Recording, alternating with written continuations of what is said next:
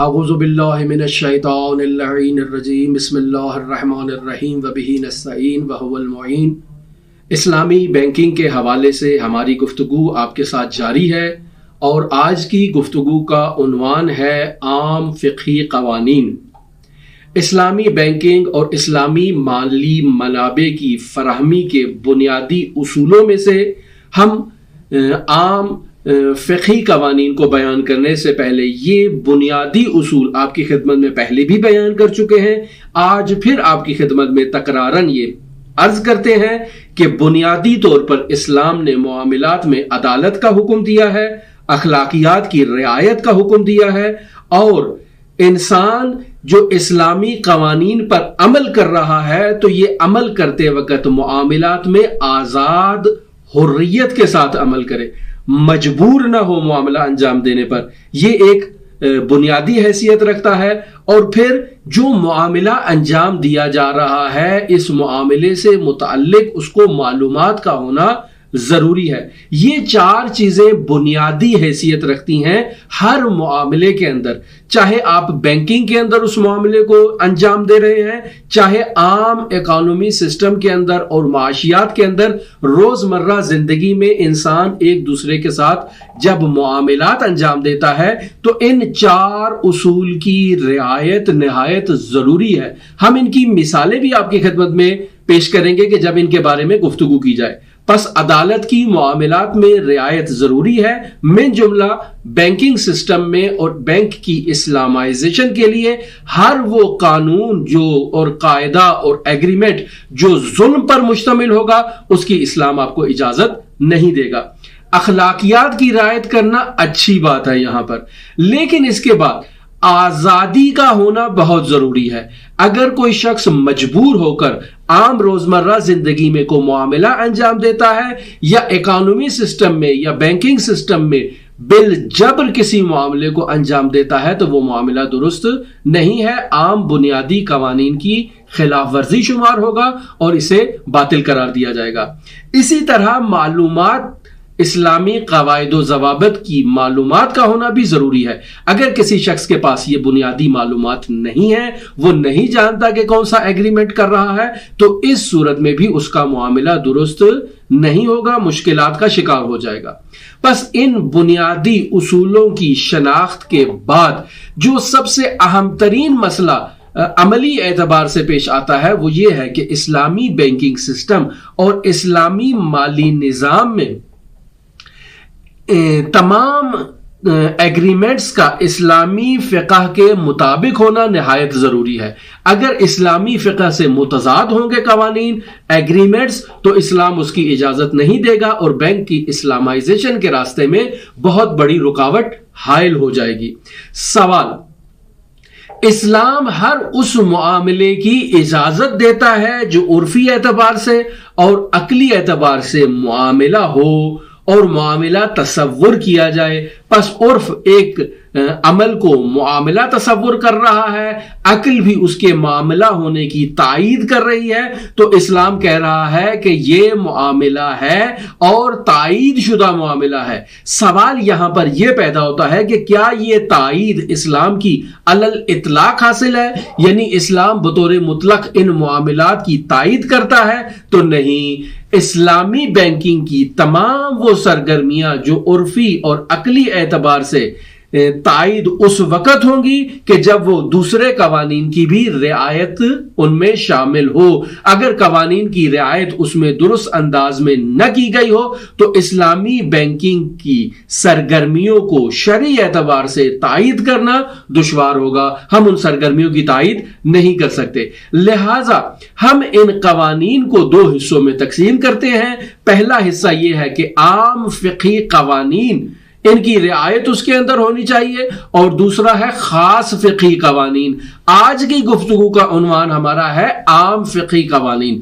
پس ہر وہ معاملہ جو عقلی اور عرفی اعتبار سے معاملہ تصور کیا جائے، اسلام اس کی تائید کرے گا دو قیود کے ساتھ۔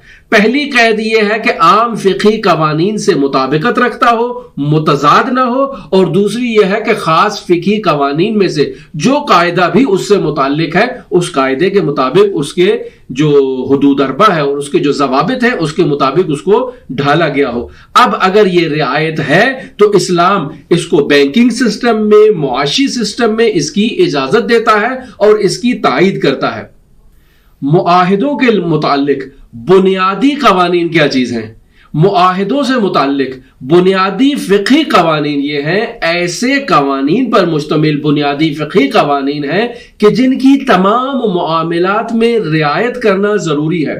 اگر ان کا خیال نہ رکھا جائے تو جو معاملہ ان کے مخالف انجام ہوا ہے وہ معاملہ باطل ہوگا، اور معاملے کے نتیجے میں جو مال رد و بدل ہوا ہے اس میں تصرف بھی حرام ہوگا۔ یہ جو عام قوانین ہیں یہ تین طرح کے ہیں۔ ایسے عمومی قوانین جو معاہدوں کی روح ہے، جان ہے، جن کے بغیر جو ہے وہ معاہدہ درست شمار نہیں ہوگا اور معاہدہ باطل ہوگا، وہ کون سے ہیں؟ اسلام نے حرام خوری سے انسان کو منع کیا ہے۔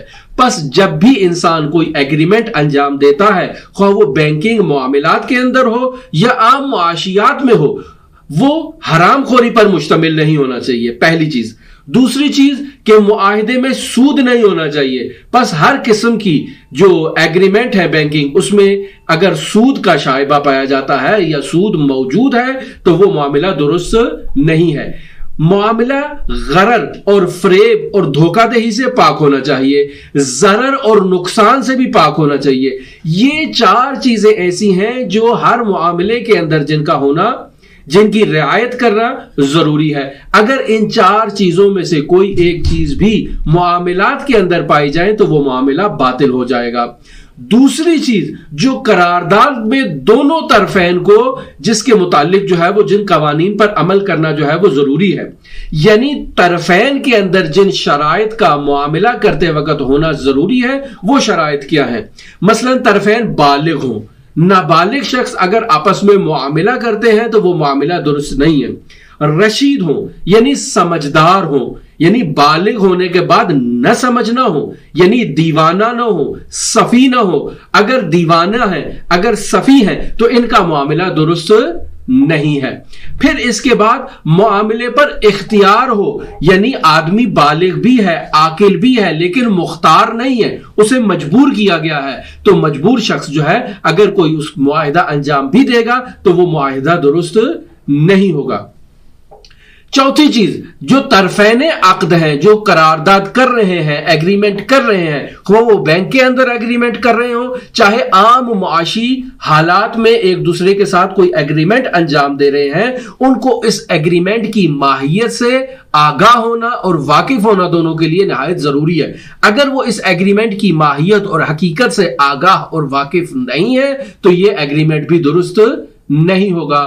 اس کے علاوہ دونوں طرفین کو جو ہے وہ اس کا طریقہ کار معلوم ہونا چاہیے کہ وہ ارادے کے ساتھ، قصد کے ساتھ، نیت کے ساتھ اس ایگریمنٹ کو انجام دے۔ مثلا اگر کوئی شخص جو ہے وہ سو رہا ہے، حواس نہیں ہے اس کے، لیکن وہ ان بدحواسی میں کوئی ایگریمنٹ کر لیتا ہے اور بعد میں اس کو پتا چلتا ہے کہ میں نے ایک جو ہے وہ ایگریمنٹ کر لیا ہے، کوئی چیز بیچ دی ہے، کوئی چیز خرید لی ہے جو مجھے نہیں بیچنی تھی، نہیں خریدنی تھی، میرے حواس نہیں تھے، میں نے کوئی ایسی جو ہے وہ دوائی استعمال کی ہوئی تھی کہ جس میں جو ہے وہ میرے حواس اس سے جو ہے وہ اوجھل ہو چکے تھے، تو اس کا قصد اور ارادہ نہ ہونے کے باعث وہ معاملہ بھی درست نہیں ہوگا۔ یہ ہے طرفین معاملہ سے متعلق۔ اب مورد معاملہ سے متعلق بھی قوانین اسلام نے جو ہے وہ بیان کیے ہیں۔ اسلام کہتا ہے کہ جس چیز کے متعلق آپ ایگریمنٹ کر رہے ہیں اس شے کی مالیت ہونی چاہیے، یعنی کوئی ویلیو رکھتی ہو۔ وہ اشیاء جن کی کوئی مالیت نہیں ہے، کوئی حیثیت نہیں ہے، کوئی ویلیو نہیں ہے، ان چیزوں کے اوپر اگر دو افراد ایگریمنٹ کرتے ہیں تو وہ ایگریمنٹ درست نہیں ہے۔ دوسری چیز کہ جس چیز کے بارے میں آپ ایگریمنٹ کر رہے ہیں اس کا معلوم ہونا ضروری ہے۔ مجہولات کے متعلق اگر آپ ایگریمنٹ کر رہے ہیں تو وہ ایگریمنٹ درست نہیں ہے۔ مثلا آپ کہتے ہیں کہ یہ جو آسمان کے اندر کبوتر گھوم رہے ہیں، ان کبوتروں میں سے ایک کبوتر جو ہے وہ میں فروخت کرتا ہوں، لیکن ایسے معاملہ نہیں ہو سکتا ہے وہ کبوتر نیچے آئے، آپ اس کو باقاعدہ جو ہے وہ گاہک کو دکھائیں، پھر اس کے بعد اس کے اوپر معاملہ ہو۔ آسمان کے اوپر اڑتے ہوئے مختلف متعدد حیوانات کے اوپر معاملہ نہیں ہو سکتا۔ اسی طرح زمین کے اندر بھی بہت ساری ایسے معاملات ہیں کہ جن میں جو ہے وہ مبی کا اور جنس کا اور مورد معاملہ چیز کا علم ہونا ضروری ہے۔ بینکنگ ٹرمز میں بھی اس کی رعایت نہایت ضروری ہے۔ پھر اس کے بعد وہ چیز جو مورد معاملہ قرار پا رہی ہے اس کو گاہک کو اور کھاتے دار کو اور اکاؤنٹ ہولڈر کو تحویل دینا بھی، اس کے حوالے کرنا بھی ممکن ہو۔ اگر چیز تحویل اور حوالہ دینے کے قابل ہے تو پھر اس پہ معاملہ جو ہے وہ درست ہے، وگرنہ درست نہیں ہوگا۔ ہم اپنی آئندہ گفتگو میں عام فقہی قوانین سے متعلق جو گفتگو کریں گے اس میں آپ کی خدمت میں بیان کریں گے کہ ایک یہ مطلب ہے کہ بینکوں میں رائج بنیادی معاہدے کیا ہے، دوسری چیز اصل لزوم معاملات کیا ہے، تیسری چیز عقل مال بالباطل کیا چیز ہے، چوتھی چیز کہ اسلام نے جو ربا کو حرام قرار دیا ہے یہ کیا چیز ہے، پانچویں چیز ضرر اور ضرار کیا چیز ہے، چھٹی چیز غرر کیا چیز ہے، اور ساتویں چیز قمار کیا چیز ہے۔ یہ ہم پہلے بھی ایک گفتگو میں آپ کی خدمت میں جب ہم نے عام فقہی قوانین بیان کیے تھے تو ان کا وہاں پر ذکر کیا تھا، اور آپ کی خدمت میں یہ عرض کیا تھا کہ ان کی تفصیل ہم آپ کی خدمت میں بعد میں پیش کریں گے جو ابھی عنقریب یہ سلسلہ شروع ہوگا۔